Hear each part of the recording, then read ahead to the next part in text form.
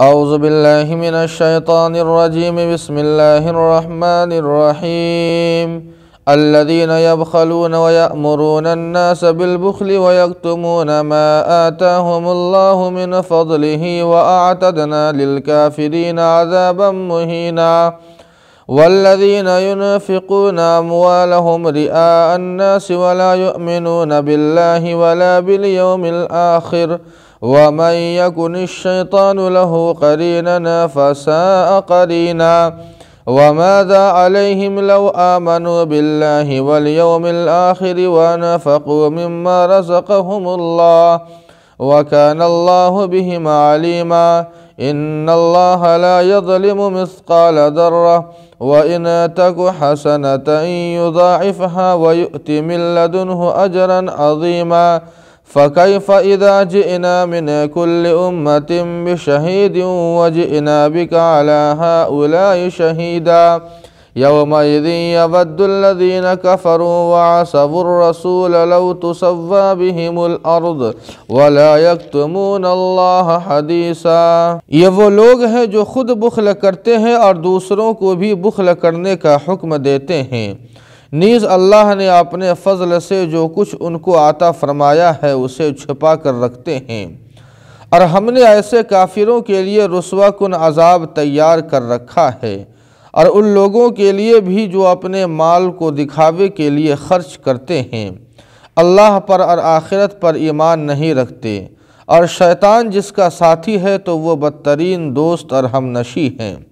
اگر وہ اللہ پر اور آخرت پر ایمان لے آتے اور اللہ نے ان کو جو کچھ عطا فرمایا ہے ان سے خرچ کرتے تو ان کا کیا نقصان ہو جاتا، اور اللہ ان سے خوب واقف ہے۔ بے شک اللہ تعالیٰ ذرہ برابر بھی ظلم نہیں کرتے۔ اگر ایک نیکی ہو تو اس کو کئی گنا بڑھا کر دیتے ہیں اور مزید اپنے پاس سے بڑا ثواب عطا فرماتے ہیں۔ پھر جب ہم ہر امت میں سے گواہ کو حاضر کریں گے اور آپ کو ان لوگوں پر گواہی دینے کے لیے لائیں گے تو ان لوگوں کا کیا حال ہوگا جن لوگوں نے کفر کیا ہوگا اور رسول کی نافرمانی کی ہوگی۔ وہ اس دن آرزو کریں گے کہ کاش ان پر زمین کو برابر کر دیا جاتا، اور وہ اللہ سے کوئی بات چھپا نہ سکیں گے۔ ناظرین کرام، انسان جب تنگ دل ہوتا ہے تو اس کے اندر دو صفتیں بہت خصوصیت سے پائی جاتی ہے۔ ایک بخل جو خرچ کرنے سے مانع ہوتا ہے، اور دوسرے یہ کہ اگر وہ خرچ کرے تو اللہ کو راضی کرنے یا غریب کی مدد کرنے کے بجائے وہ لوگوں کو دکھاوے کے لیے خرچ کرتا ہے۔ یہ آیت کریمہ خصوصاً یہود کے تعلق سے نازل ہوئی ہے جو خود بخل سے کام لیا کرتے تھے اور مسلمانوں کو بھی اللہ کے راستے میں مال خرچ کرنے سے منع کیا کرتے تھے۔ اسی طرح توریت کے اندر اللہ تعالیٰ نے آخری نبی حضرت محمد عربی صلی اللہ علیہ وسلم کے جو اوصاف بیان فرمائے ہیں، یہ یہود و نصارہ ان اوصاف کو چھپا دیا کرتے تھے۔ اللہ تعالیٰ نے مسلمانوں کو ان اوصاف رذیلہ سے احتراز اور پرہیز کرنے کا حکم دیا ہے۔ اللہ فرماتے ہیں کہ اگر یہ لوگ بجائے کفر کے ایمان کو اختیار کرتے، اللہ اور اس کے رسول اور آخرت کے دن پر ایمان لے آتے، اسی طرح اگر بخل کرنے کے بجائے وہ اپنا مال اللہ کے راستے میں خرچ کرتے تو ان کا کوئی نقصان نہیں ہوتا بلکہ فائدہ ہی فائدہ تھا۔ دنیا کے اندر بھی اللہ تعالیٰ اس کا بدلہ عطا فرماتے، اور آخرت کے اندر بھی ان کے لیے اللہ نے بہترین بدلہ تیار کر رکھا ہے۔ آگے اللہ تعالیٰ نے نیکیوں کے بدلے کے تعلق سے ارشاد فرمایا ہے کہ اللہ تعالیٰ ہرگز کسی بندے کے اوپر ظلم نہیں کرتے ہیں۔ اگر کوئی بندہ ایک نیکی کرتا ہے تو اللہ تعالیٰ اس نیکی کا بدلہ کئی گنا بڑھا کر عطا فرماتے ہیں۔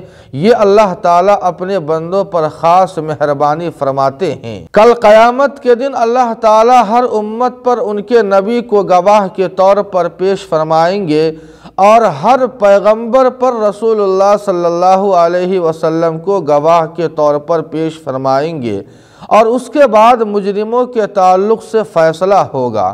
اس سے اس بات کی طرف بھی اشارہ ہے کہ آپ صلی اللہ علیہ وسلم یہ آخری نبی ہے اور آپ کی امت بھی یہ آخری امت ہے، آپ کے بعد کوئی نیا نبی آنے والا نہیں ہے۔ کل قیامت کے دن جب مجرموں کے سامنے ان کے جرم کی فہرست کھولی جائے گی تو وہ ابتداءً بھی جھوٹ بولیں گے اور جھوٹ کا سہارا لیں گے، جس طرح دنیا کے اندر انہوں نے جھوٹ کی کھیتی کی تھی، اور وہ کہیں گے واللہ ربنا ما کننا مشرکین، کہ اے ہمارے پروردگار ہم نے تو کفر اور شرک نہیں کیا تھا۔ لیکن جب ان کے اعضاء ان کا حال بیان کرنے لگیں گے تو پھر سچائی کے اعتراف کے سوا کوئی چارہ وہ نہیں پا سکیں گے۔